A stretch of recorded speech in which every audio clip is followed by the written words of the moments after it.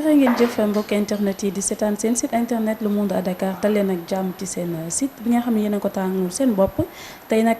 comme day actualité lañ leen indil ñu dalal ki nga xam ne moo di Pape Malick Ndour di coordonnateur national du PRODAC président aussi du conseil département à Guinguinéo nekk aussi ki nga xam ne moo di candidat à sa propre succession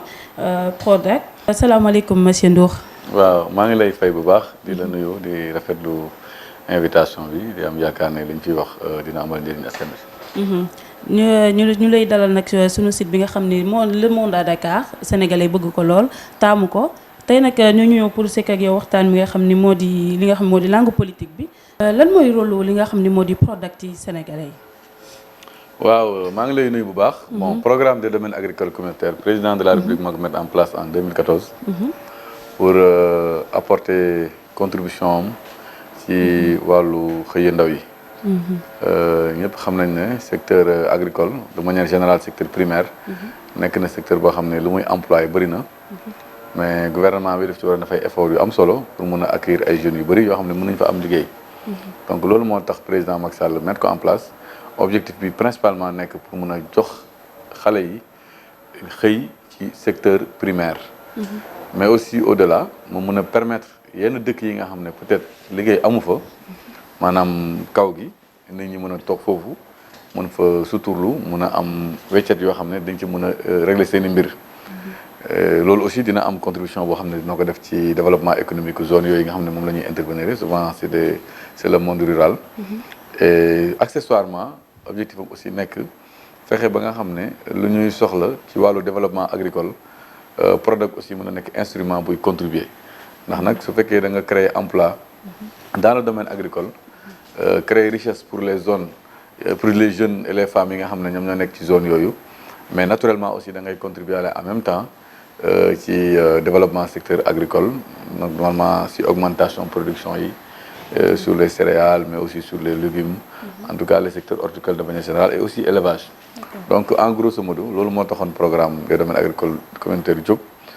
mais comme ni ma ko waxee principalement comme objectif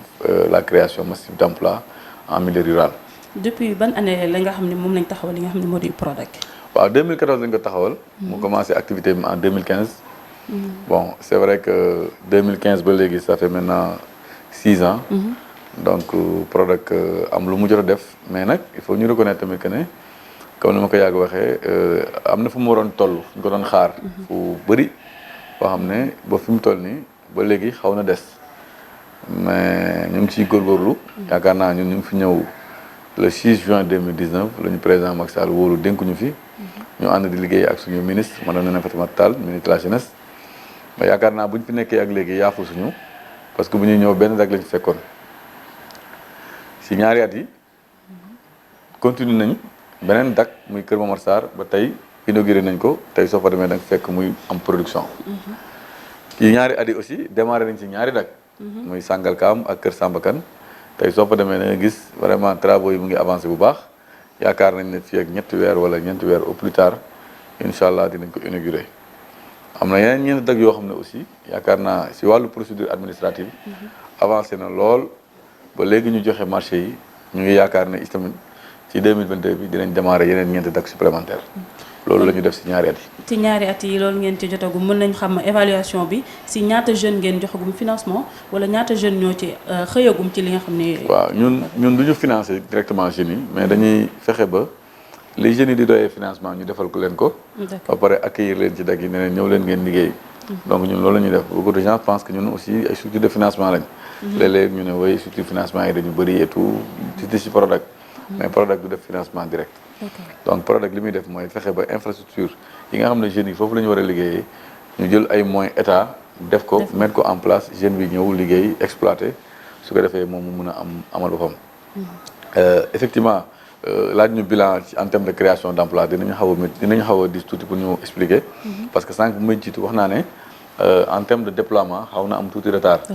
donc heure bi waroon nañu fekk ñu am peut-être fukki retard boobu fan la jógee. waaw bon loolu yaakaar naa waxoon nañ ci lu yàgg ci yeneen émission peut-être retard bi lu ko waraloon bon amoon na ay quelques difficultés administratives si wàllu mobilisation financement yi si wàllu mobilisation fonds yi yenn retard aussi dans l'exécution des travaux yooyu yëpp je pense que mooy fameux 29 milliards yi ci doon coow ak yu mel noonu yëpp loolu je pense que Sénégal xam nañ nu mu demee mais li ci am solo rek mooy ñun bu ñu ñëwee jàngat nañu problème bi et yaakaar naa apport nañ ci ay solution ndax si ñaari at su la yàlla mayee nga mun a def benn dak mun a démarrer yeneen ñaar ba koy waaj a inauguré ba pare di yaakaar ne ci 2022 bi da nga mën a démarrer ñett yoo xam ne bu ngay ñëw suuf si sax daanaka am na dëkk yoo xam ne réglé wuloon loolu yaakaar naa jéego bu am solo la boo xam ne ñun ñoo ko def donc est-ce que ñi ngeen en termes de création d'emploi pour revenir am na tey soo demee CFA da nga ko gis ay centaine d'emplois ñu fa créé barki démb boo Ndiaye la ñu clôturé le camp d'immersion à l'entrepreneuriat agricole boo xam ne presque 400 jeunes ñu ngi fa woon nawet bi yëpp foofu lañ nekkoon di liggéey ñu leen di fay donc ñu ngi am ay projet ak ñoom dans l'avenir tey soo demee Kër Momar Sarr aussi da nga fekk ay centaines d'emplois yoo xam ne ñu ngi fa di liggéey mais loolu nekkuloon objectif de départ yi mais je pense que c'est un très bon début mais ñu ngi yaakaar incha allah di yaakaar suñu bopp di yaakaar suñu Sénégal que incha allah suñu yàlla mayee 2022 bi ñu exécuté ko comme ni ñu exécuté 2021 bi ak 2020 bi dinañu gën a augmenter les capacités de création d'emploi dans ces domaines. Est-ce que yéen a ngi xaar jeunes yëpp nga xam ni am nañu seen ay projet par exemple n'importe quel projet pour ngeen ànd ci ak ñoom. waaw jeunes yi nga xam ne vraiment affaire agriculture intéressé na mbay mi su ne agriculture nag c'est des sens larges élevage si la bokk dinañ leen encadrer waxtaan ak ñoom organiser leen former leen ba pare intégrer leen ci dag yi donc loolu c'est destiné à tous les jeunes du Sénégal nga dëkk ci kaw gi wala nga dëkk ci suuf fii ci déewu taax yi mais nga am formation ak nga ñàkk am formation nga nekk talibé wala nga nekk maîtrisard en droit bu ci munti nekk ñun dinañu organiser ba trouver la ay moyens yow mën a intégrer product sans difficulté. ok loolu yaakaar naa ni leer na ci jeunesse Sénégal yi nga xam ne bëgg nañu liggéey dugg ci li nga xam ne moo di élevage bi wala ci mbay mi kon Prodac ubbi na seen ay buntu pour accueillir la yéen ñëpp bu ñu gisee tamit ni président temps yi mu ngi def tournée boo xam ne bu am solo naka nga koy jàng lan mooy solo tournée boobu noonu. bon président bitim réew lañ ko gën a gis. donc si calendrier yoo xam ne calendrier républicain la tudd. donc loolu moi je pense que c'est une très bonne chose. président Macky Sall moom. ñëpp xam nañ ne saa yu tukkee dina amal njëriñ askan bi. beneen bi aussi dina permettre mu mun a waxtaan ak ñi nga xam ne ñoom ñoo fa nekk muy diaspora bi. nga xam ne président dafa ne ñoom ñooy 15e région. donc barki démb gis nañ ko mu def waxtaan bu am solo. di wax ci ak ñoom loo xam ne bon. si wàllu république rek mën nañ jàpp ne mën na leen bañ a concerner parce que élection locale ku nit gàtt xam nga ne diaspora bi duñu voté mais c'est l'occasion aussi pour moom mu rendre leen compte ci acte politique yi nga xam ne jot na ko fi def ci jamono yi passé donc yeneen yi aussi gis nañu ay forum économique yoo xam ne def na fi ñu dégg ay position yu am solo yoo xam ne mu ngi koy yëkkati donc di jëmmal Afrique di jëmmal Sénégal di ñaax aussi réewu occidental yi ñu gën a gëstu xam ne avenir humanité bi mu ngi nekk ci Afrique loolu ci même lu rafetlu kàddu lañ ci mën def dëgg la dañuy ñëw tàbbi li nga xam ne moo di politique bi carrément ñu gis ni Barthélémy Dias fan yi réew mi yëngu na trop ak moom lan mooy seen diggante ak ki nga xam ne moo di Barthélémy Dias bon amuñu diggante politique ak Barthélémy Dias Barthélémy Dias justice la amal problème yaa ngi dégg ci loo xam ne yàgg na yaakaar naa su fekkoon ci wàllu yoon rek sax heure bi waroon na jeex mais je ne perdrai jamais du temps à réexpliquer encore une fois. non mais il faut que mu am tuuti lu leer ci bopp sénégalais parce que yaakaar naa ni est-ce que waruñu ko mën a topp depuis boobu ñu bàyyi ba tey. waaw mais déedéet topp nañ ko depuis boobu. Barthélémy Dias pour ñu ko xamul mooy jugé nañ ko ba condamné ko. mais moom moo ne dañuy def appel. yaa ngi dégg waaw maintenant nit aussi léeg-léeg jugement am na ñoo xam ne seen problème mu ngi amoon depuis 2000 ba léegi ñu ngi jugé ndax ñu ngi dem appel ñu ngi dem cassation ñu ngi dem suprême et cetera cour suprême. est-ce que élection yi di ñëw moo tax ñu koy waaj a xaw Barthélémy Dias mois de juillet la def appel. wala avant juillet la def appel donc juillet. ñu ne ko dinañ la jugé waat incha allah ci mois de novembre. donc loolu kañ mais c'est sénégalais dañu xaw a gis que ni élection yi di ñëw moo tax ñu koy ñoom ñoo bëgg gëmloo sénégalais yi ne élection yi ak mbir mi dafa am lien mais sénégalais yu conscient yi xam justice nu muy fonctionner mais xam nañ ne loolu amul benn rapport ak élection yi man par exemple ma jël exemple je pense au mois de avril ou mai amoon nañu benn condamnation bu ñu defoon Prodac man su ma defoon appel tey jii nañ ma waat ne ma demoon est-ce que man dina ma jox occasion may taxaw naan non élection yee jot moo tax ñu waar ma déedéet du loolu donc yoonu justice dafa am yoonu politique am yaakaar naa képp ku xam date ci wàllu justice xam na ne dafay obéir ay logique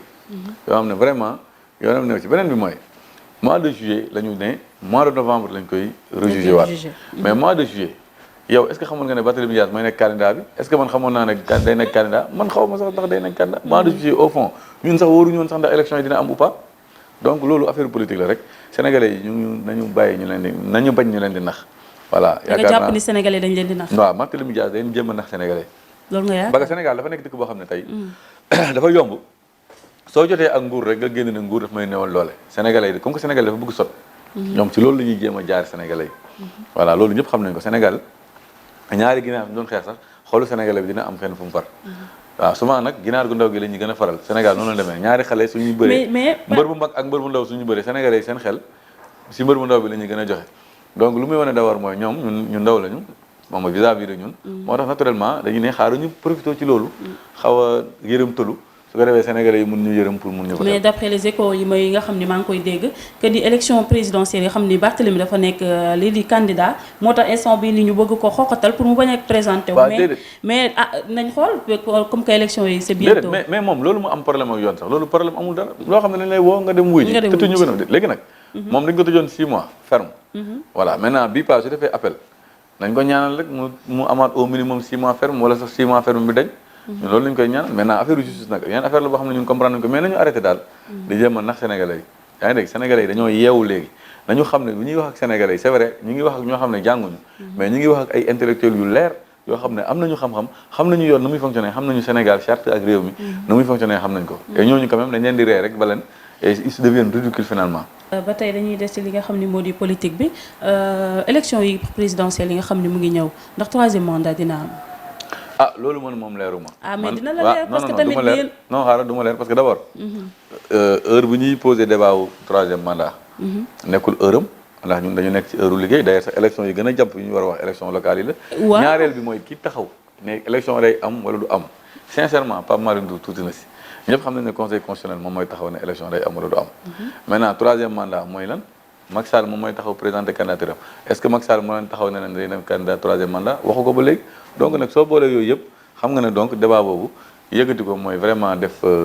ay loo xam ne vraiment mais sénégalais ñu ngi xel ñaar que ni troisième mandat bi dina am waaw nañu muñ nag toog ba président Macky Sall présenté candidature am ba conseil constitutionnel wax ne mën na am wala mënul am ñu mën a xam lu conseil constitutionnel kon mbokk internet yaakaar naa ni kon yéen a ngi dégg li nga xam ni leer na nañ dañu dugg ci élection locale yi nga xam ne tamit ñu ngi ciy jëm élection locale yi naka ngeen koy présenter la ngeen koy préparer yéen waa APR bon xam nga ñun moom APR ñun soo xoolee pouvoir local bi lu si bëri suñu loxo la nekkoon maanaam mairie yu bëri ak collectivités territoriales yu bëri présidence conseil départemental yi notamment suñu ay en tout cas waa Benno Bokk Yaakaar ñun ñoo ci nekk donc en principe képp ku yàggoon nekk ci soxla askan bi yàgg di jéem a def ay jéego jëmee ci askan bi donc noo koy préparer daal mooy toog liggéey présenter sa bilan saafonte ak ñi nga xam ne gis nañ bilan bi ñii bilan bi leerul nga leeral leen bilan bi après nga dem ci donc si jàmm ak salaam sans pression lañ ciy demee on est zen en tout cas moi ce qui me concerne je suis très zen vraiment je ne suis même pas sous pression donc dinañ dem élection te yàlla parce que kon wóolu ngeen seen bopp que ni teg ngeen seen tànk fu wóor waaw bon en tout cas moi ce qui me concerne daal man awma benn jiixi jaaxa wala yu mel noonu parce que quand même durant bi ma fi nekkee yëpp dama am ay jéego yu am solo yoo xam dama ko def ci wàllu éducation def ko ci wàllu santé def ko ci wàllu social bi nga xam ne bu may campagne en 2014 loolu moo nekkoon sama programme. ndax yow candidat nga. waaw bien sûr candidat la. man j'étais président du conseil départemental su ma nekkuloon candidat que ñu laaj ma. ndax su ma nekkuloon candidat dinañ ne dafa daw parce que ñemewul dafa daw parce que xam na ne du am kii moo tax man naturellement damay laajaat mandat. non pas pour le plaisir de demander mandat mais pour voir comment effectivement population Guinguinéo bi nga xam ne fa laa dëkk. noonu la ñu apprécier sama bilan. donc damay nekkaat candidat aussi parce que dama jàpp ne. ba léegi am na lu ma mën a apporter waat Guinguinéo voilà donc si loolu laa nekk donc y a pas de souci je suis effectivement candidat heureusement d'ailleurs bi suma président parti donc dëggalee ci choix boobu ndax président mënoon na ma bañ a choisir mais moom mi nga xam ne c'est l'homme le plus renseigné moo gën a bëgg Sénégal mën naa ko jàpp mën naa ko wax en tout cas bokk na si ñi gën a gëm Sénégal gën a bëgg Sénégal donc su gisee ne man jiite naa mbir boo xam ne dafa bokk ci Sénégal ma jiite ko pendant juróom-ñaari at mu ñëw dëggalaat ma defaat ma candidat kooku yaakaar naa ne gis na li ma liggéeyal Sénégal gis na li ma liggéeyal say concurrent yi nga xam ne ñoo nekk foofu ci Guinguinéo naka ngeen di préparer naka ngeen koy dundee sa concurrent yi nga xam ne ñu ngi nekk Guinguinéo parce que tamit duñu la ci bàyyi yow tamit nga ñëw waaw non ñooñu suñu ay foqati ko noonu seen ay loxo ñooñu suñu ay nijaay lañ wala suñu ay doomu bàjjen wala suñu ay doomu nijaay suñu ay mbokk lañ donc ñoom aussi légitimement. mais li say mbokk lañ d'accord mais li nga bëgg tamit ñoom moom lañ bëgg. ah mais bien sûr moom lañ bëgg mais loolu amul benn problème suñu ay mbokk lañ bon dañu yaakaar ne dañ maa ëpp yéene ci Guinguinéo rek voilà dañu yaakaar ne aussi luñu mën nañ def lu ma deful donc loolu aussi dañ koy nangul nit yaa ngi dégg ils sont libres d'être candidats loolu amul benn jafe-jafe vraiment dañ ci kontaan sax parce que nag vraiment suñu jógoon taxaw conseil départemental jot kenn laaju ko dinañ ne yorin bi dina am jafe-jafe wala dara mais suñu demee ba def institution ñëpp di ci daw naan institution bi lañ bëgg loolu dañ ciy kontaan ndax am na dëkk yoo xam ne tey soo demee nit ñi dañuy jógee conseil départemental di daw di dem ci mairie yi mais ñun moom yaakaar naa ñu bëri sax. yan tànk nga taxawoo waa Guinguinéo ba ñu war mën a yëkkati li nga xam ne moom. très bonne question man bu may ñëw en 2014 dama ne sama priorité éducation la santé ak social mooy jàppale askan bi seen dundin nu mu gën a neexee nu mu gën a yéwénee. ñett yooyu moo nekk nekkoon suma priorité. bien vrai que mënoon na nekk aussi priorité ay infrastructure parce que Guinguinéo effectivement xawoon na manqué loolu. mais conseil départemental institution la boo xam ne dooleem rëyul donc soo bëggee fu nekk nga ne da nga fa cuut cap yaakaar naa su yàggee da ngay def saupoudrage à l'heure du bilan doo am loo def moo tax man damay concentré wu sur ay activités. léegi nag mën naa la expliquer li ma def ci wàllu éducation ak wàllu santé. soo jëlee wàllu éducation. Guinguinéo mooy yaakaar naa mooy le seul département loolu gisuma ko sax Dakar. le seul département où xale suñu la soo defee bac benn yoon defaat ko benn yoon dem ba deuxième tour ñu dàq la sa papa amul lu mu fayee da nga doon bàyyi jàng. di dawal Jakarta wala nga dem béyi ay tool wala dara. ndax sa am nga yéene jàng parce que def nga bac benn yoon defaat nga ko ñaari yoon léeg-léeg sax nga dem ba deuxième tour ay 2 ou 3 ou 4 points moo lay téye xam nga kooku jàmbaar la kooku bu yàgg ba ci système bu ñu amoon sans conseil départemental da doon dem di dawal Jakarta wala mu bàyyi jàng man ba ma ñëwee j'ai mis en place programme bu may woowee école de la dernière chance maanaam élève boobu dama lay ne dama lay jox beneen chance yi mooy dama lay jël dugal la école privée sa papa du fay dara man maa koy fay intégralement bu ñu ko commencé ba léegi dugal nañ ci presque junney élèves diggante 2014 tey soo demee des centaines et des centaines d'élèves am nañ ci bac wala am BFEM xam na sax xale yoo xam ne dañuy ñëw ñu dàqee leen public ñu ñëw ma fayal leen ñu am BFEM année bi stop dañuy delluwaat public kooku jox nañ ko chance ça on l'a fait et gisuma département bu ñu ko def Sénégal su amee nañ ko wax ne département bi programme bi am na fi d'ailleurs programme boobu sax d'ailleurs primé nañ ko comme benn pratique innovante boo xam ne dañoo ne collectivités locales yëpp dañu ko war a def parce que la problématique de la déperdition scolaire maanaam xale yi bàyyi jàng ba léegi état central bi sax da cay tële apporté wu ci ay solution bon mais ñun dañ ci apporté ay solutions yu claires yu net yu précises loolu quand même ci wàllu éducation def nañ ko ci toujours ci wàllu éducation Guinguinéo xale yi dañ doon jàng ba am bac suñu ñëwee Dakar dem université la ñuy soog a xam ay salle informatique ak ñoom seen mais ñun ñoo mettre en place des dispositifs qui ont permis à presque toutes les communes à l'exception je pense de la commune de Panane ku ci nekk mun a am au moins benn lycée wala benn collège benn salle informatique boo xam ne da nga mun a jàng xam lan mooy informatique familiariser wu avec ces nouveaux outils qui sont les nouvelles technologies de l'information et de la communication ba pare salle informatique bu nekk amaale bibliothèque numérique boo xam ne livre yu bëri da nga koy mën a am foofu te doo sonn loolu c'est une autre activité boo xam ne def nañ ko ci wàllu éducation sans compter nag école yi ñu fi réhabilité on a réhabilité beaucoup de collèges et beaucoup de lycées yoo xam ne ci département bi waxuma ne nag les réhabilité nañ yëpp parce que effectivement affaire abri provisoire ça reste encore préoccupant à Guinguinéo effectivement affaire lycée yu manqué salle de classe ça devient encore une question préoccupante mais on a fait beaucoup d'efforts sans compter accompagnement yi nga xam ne nañu ko accompagner écoles yi en termes d'appui si fourniture scolaire en termes d'appui équipement ak yu mel noonu donc yaakaar naa ci wàllu éducation bi nga xam ne suñu premier mandat foofu lañ ko concentré woon ñëpp d'accord woon nañ bu ñu koy pare que ne ñun quand même on a fait beaucoup dans le domaine de l'éducation soo ñëwee dans le domaine de la santé ba mu ñëwee Guinguinéo dama gisoon ay jigéen yoo xam ne dañuy jugee dëkk ba dëkk di fa def par exemple si ma la joxee communes yi am na commune bi tudd Ngathie Nawde foofu femmes yi dañu jóge foofu dem ba Kaolack pour def échographie waaw imagine toi femme bu am 8 mois ñu laaj la échographie nga war a dugg ci ay transport en commun war a dem di war a daw ay 20 kilomètres 25 kilomètres pour def échographie loolu quand même c'était intolérable donc dëkk yoo xam ne aussi ku mel ne ay Mbos par exemple ay rang lañ doon dugg ci ay conditions de voyage yu extraordinaires yu épouvantables mais ñun bu ñu ñëwee dañu ne dañuy def programme échographie partout donc tey soo demee Guinguinéo def nañ fa ay échographie d'ailleurs récemment réceptionné nañu yeneen 3 échographies yoo xam ne aussi dinañ xool yan dëkk lañ koy def donc loolu aussi nekk beneen programme bu am solo boo xam ne def nañ ko ci wàllu santé de la mère maternité yi soo demee woon Guinguinéo ci yenn dëkk yi femmes yi suñuy am doom dañ koy amee ci conditions yu jafe yaa ngi dégg du am équipement maternité bi seng lay nekk mu tàng soo fa demee nawet vraiment c'était épouvantable man bu ma fa ñëwee sama yaram da doon daw dama ne lii dafa war a dakk Guinguinéo yaakaar naa bu ñu ñëwee foofu am nañu 6 maternités modernes yoo xam ne def nañ ko ci département bi te dinañ continuer incha allah programme boobu loolu aussi nekk lu am solo loo xam ne femmes yi léegi dañuy nekk am doom à l'aise amuñ lenn lu ñuy ñëwee ñi am doom Kaolack wala ñi am doom Dakar wala dans certaines cliniques loolu aussi il fallait avoir de l'audace pour le faire et je pense qu'on l'a fait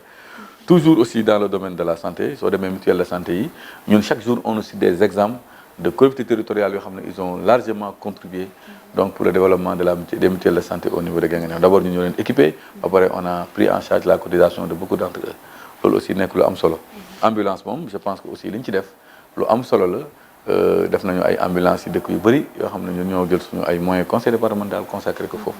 maintenant ci wàllu social aussi on a fait beaucoup d'actions donc ci xew-xew yi doon am foofu ci wàllu jumaa yi nga xam ne parce que loolu aussi dafa bokk suñu programme parce que président de la République moom aussi def na ay efforts sur les cités religieuses loolu inspiré nañu ba tax na ñun aussi def nañu ay jéego yu am solo jëmee ci jumaa yi y a beaucoup de jumaa yoo xam ne communauté bi ñoo doon engagé wu pour defar ko ñu génnee suñu doole bopp parfois donc pour dugal ko si ba tey est-ce que jàpp nga ni loolu rek doy na pour que li nga xam ne moo di waa Guinguinéo ci boppam jox la li nga xam ne moo di département ba ndax yéen a ngi def ci li nga xam ne mooy par exemple ci tali yi li nga xam ne moo di transport bi foofu métti na fa trop. waaw léegi loolu mooy les infrastructures. d'abord il faudrait ñu xam lan la conseil départemental attan ak lan la attanul xam nga tey soo nee tali 1 kilomètre rek ay millions yi millions la. yaa ngi dégg donc loolu. nekkul comme par exemple ku mën nga am yeneen voilà waaw foofu laa bëgg expliquer. donc par contre foofu am na ay jéego yoo xam ne aussi état bi def na ko. yaa ngi dégg tey soo demee Guinguinéo da nga gis xar kanam bu weex bu mu am donc am na ay jéego yu am solo yoo xam ne suñu gouvernement def na ko. ñu ngi ciy profité aussi de passage pour féliciter et remercier suñu ay camarades de parti yoo xam ne yàlla dafa dogal ñu am ay responsabilités ci lu mel noonu. am ku mel ni Fera par exemple directeur bi il est du département de Guinguinéo. gis nañu effort yu bëri yoo xam ne def na ko notamment dans la commune de Guinguinéo où vraiment contribué na un peu à changer le visage des routes au niveau de Guinguinéo loolu président daal bi def na ko ñun aussi yàgg nañ ko plaidoyer tey soo xoolee diggante Kahone ak ñii bi benn yoon la boo xam ne Guinguinéo daf ko yàgg réclamer on a toujours fait le plaidoyer ba tax na président daal bi def na la dernière fois annonce pour ne dina ko def donc loolu dañ koy continuer te am nañ ci yaakaar parce que tamit buñ koy def niveau bu ñu ko commencé woon on avait 28 ans 29 ans boobu ay jeunes lañu di soog a am ay responsabilités amuñu yenn responsabilités yu mag yi mais tey ji nga xam ne yàlla gën nañu may doole ci état bi ñu gën a am taxawaay bu ñuy taxaw ci état bi gën a mën a am ay possibilités pour waxtaan ak kilifa yi moi je pense que tey la wàllu gën a ay et je pense que dinañu continuer plaidoyer bi pour que Guinguinéo en termes d'infrastructure état bi gën fa mën a intervenir voilà en termes aussi de mise en place de structures décentralisées de l'État tels que certains services techniques ñu mën a ñëw installé wu Guinguinéo sans difficulté loolu c'est un travail qu'on avait entamé am nañ ci ay résultats yoo xam ne bon on assume c'est des résultats plus ou moins mitigés mais dinañ gën a baralaat mbir mi dinañ ko gën a taxawaat ba Guinguinéo image am changé si 5 ans instant bii nii avant li nga xam ne moo di élection locale yi Guinguinéo lan lu bees nga leen di waajal loo xam ni dina gën a tax waa Guinguinéo gën lay jox yaakaar non mooy que suñu programme loolu mooy li man c'est-à-dire que man damay toujours bëgg nit ñi ñuy discuter ci programme man 2014 dama taxaw ma ne éducation santé sociale maintenant 2022 lan laay wax maintenant li may wax en tout cas suñu bët fu ñu ko teg ci Guinguinéo bu bees bi Guinguinéo bu ñu bëgg dem ci 5 ans yi mooy wax naa ko déjà dinañu gën a dëgëral plaidoyer te yaakaar naa tey lañ ko gën a mën a wax parce que tey la ñu président de la République gën a jox bopp tey la ñu gën a ànd ak président de la République tey la ñu gën a jege président de la République tey la ñu président gën a jox doole bu ñu mën a jëmalee Guinguinéo ndax déjà programme bi ma yor nii bu ma ko yoree yàggul yaakaar naa dina ma gën a dëgëral pour ma gën a mën a taxaw pour mën a kaasal Guinguinéo gën a xeexal Guinguinéo donc déjà loolu dinañ ko gën a baral mooy le plaidoyer pour yenn yi nga xam ne état bi da ko war a def mu gën a taxaw ci Guinguinéo maintenant beneen bi nag mooy ci wàllu liggéey bi nga xam ne moom la ñu war a liggéey ci Guinguinéo donc dinañu continuer suñu effort yi ñuy def ci éducation dinañu continuer suñu effort yi ñuy def ci santé mais am nañu ay projet phare ci wàllu agriculture am nañu ay projet phare ci wàllu élevage mais aussi et surtout am nañu ay projets yu phare ci wàllu cadre de vie mais aussi ci wàllu sport voilà parce que Guinguinéo aussi c'est vrai on n'a pas fait beaucoup d'actions dans le domaine sportif mais fi ñu jëm bëgg nañu def ay projets structurants ci Guinguinéo affaire élèves yi ma lay wax école de la dernière chance programme bu baax la woon mais dinañ ko améliorer ci mandat bi di ñëw dinañ ko améliorer pour permettre donc à d'autres secteurs ñu mun ci bénéficier wu donc ñun ñu ngi nekk di tëgg programme boo xam ne daanaka pare na su lu yàggul dinañ ko tasaare biir Guinguinéo te ñi nga xam ne ñoo ñuy opposé ñu ngi leen di invité à ce que ñu ñëw ñu peese suñu programme waaw peese suñu programme parce que man yaakaar naa nit ñi désormais dañu war a relever le niveau du débat politique yaa ngi dégg bañ a rek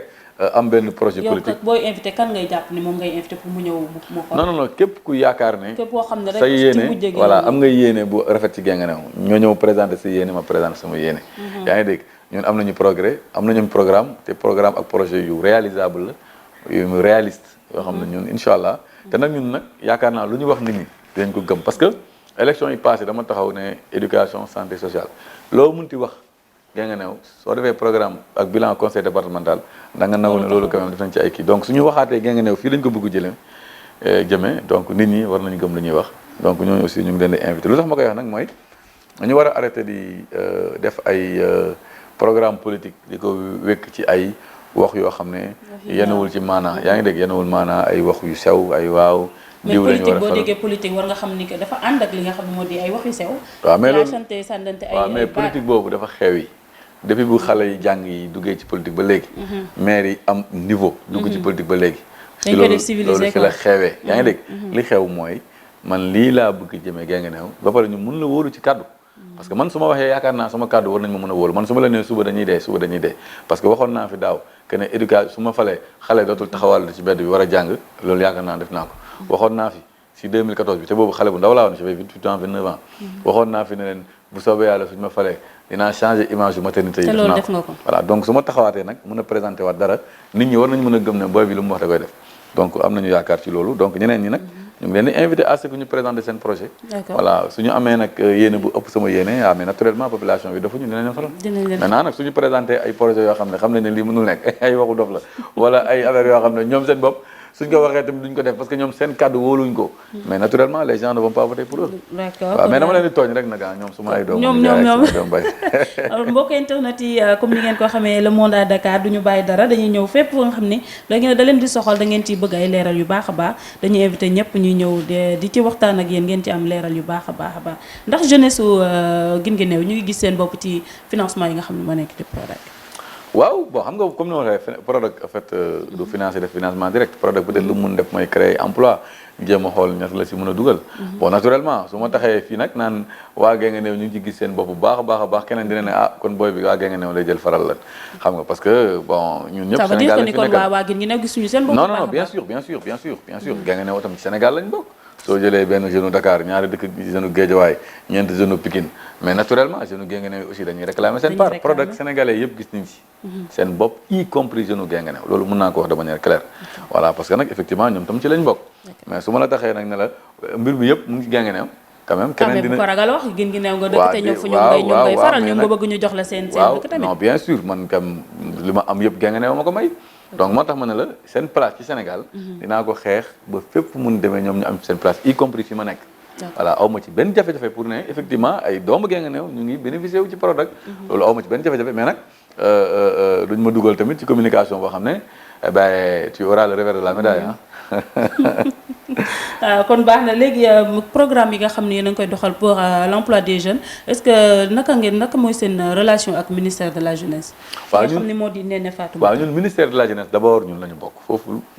mooy suñu ndey yaa ngi dégg maanaam foofu la ñu ndeyalee foofu la ñu boole et puis nag c'est à juste raison parce que programme bi wax naa la sànq nekkul programme boo xam ne agriculture rek lay def wala day def agriculture day def élevage day def aquaculture donc léeg-léeg nga dégg kenn mu ne waaw programme bi dafa waroon dem ministère de l'agriculture mu ne la déet dañuy def agriculture mais dañuy def élevage aussi dañuy def pisciculture dañuy def formation professionnelle donc tey comme que ministère de la jeunesse dañuy dénk la promotion socio-économique des jeunes ci wàllu institution ci wàllu architecture institutionnelle mais naturellement programme bi mënul woon ñàkk nekk foofu donc ñu ngi ministère de la jeunesse madame Néné Fatoumata Tall mooy suñu jëwriñ donc ñu ngi liggéey ak moom liggéey bu am solo donc li ma wax yëpp ci programme ak ci bilan boo xam ne ñun ñoo ko réalisé il est actionnaire à hauteur de 99,99% parce que moom moo ñu yombale liggéey bi moom moo ñuy gunge jafe-jafe yi ñu am te ministre war ko réglé moom moo koy réglé ci nu mu gën a gaawee donc gàcce ngaalaama moom mu ngi liggéey bu am solo maa ngi koy gërëm di ko sant ndax man ak moom ñoo bokk liggéey bi ma nekk jeune ñu bokk liggéey bi mais vraiment jàppale na ma ne tamit yaakaar naa ci suma xalaat ak suma diligence maa ngi góorgóorlu aussi pour permettre que moom mu mun a réussir mission am donc liggéey bu am solo bi ñu def ci Prodac donc ñu ngi xamal Sénégal yëpp ne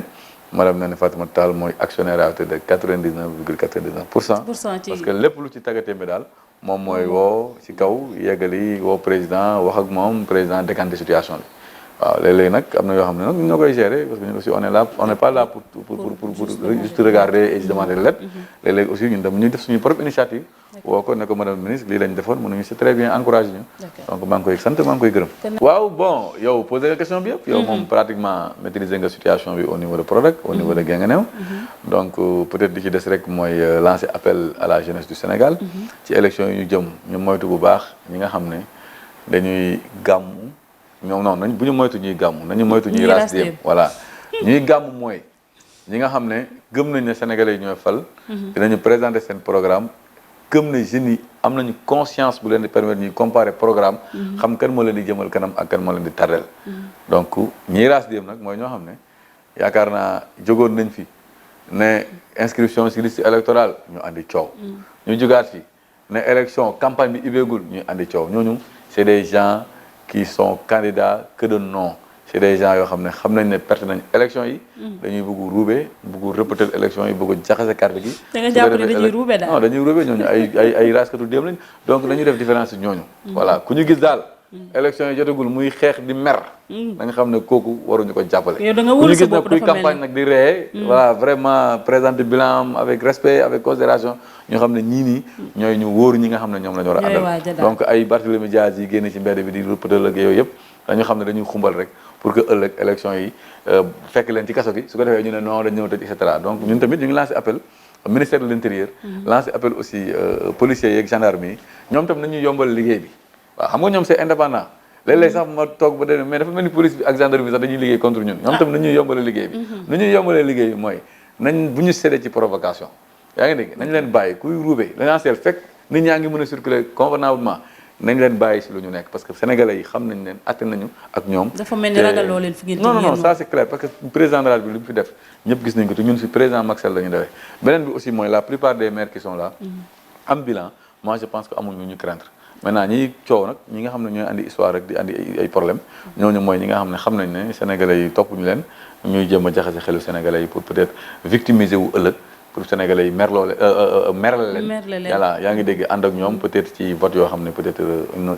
ça n'aurait jamais dû arriver. d'accord le mot de la fin bi nga xam ne moom ngay tàggoo ak ñi nga xam ñoo la doon seetaan. voilà sant leen bu baax gërëm leen aussi ci ñëw bi ngeen fi ñëw donc le monde à Dakar aussi nekk benn site boo xam ne mu ngi imposé wu sur